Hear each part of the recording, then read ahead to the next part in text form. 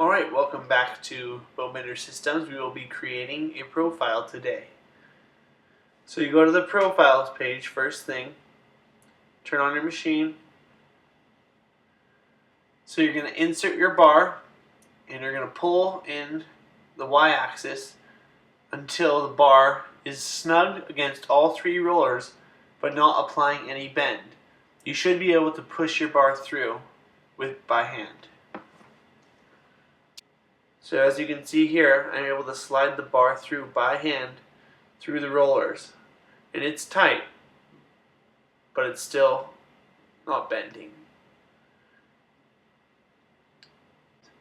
Once I'm at this point, I write down the current Y value, and this is called your approach value. I use the abbreviation APV. And you can see here my Y value is 6061. So I write that down.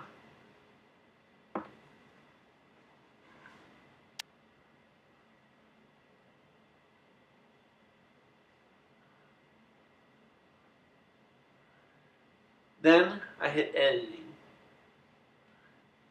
Right there is a warning that I need to calibrate my machine, which I'll teach you later. So in the editing window, I name my file, the bar type that I'm going to be profiling, which is 1x1x125 bar. Then I put in my approach value here. So that was 6061. Then I set my center to half wide, and I tell it what thickness of material I'm using, which in this case is 1 inch. When I'm done, I press OK.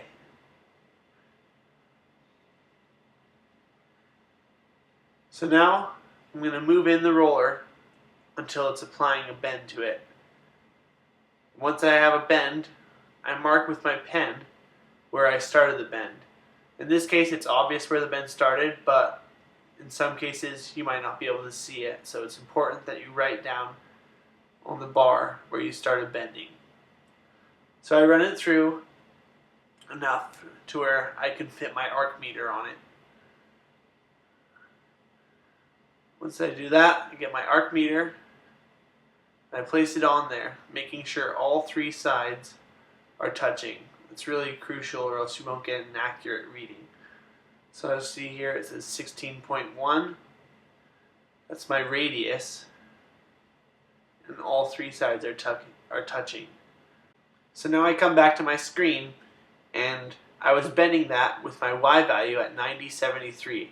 So I fill that out on screen.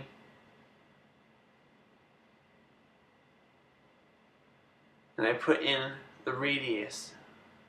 I repeat that same process of marking and measuring at least 5 times, and that gives me the sample set I need for a profile. And the last thing I check is that my fit position is above 97%.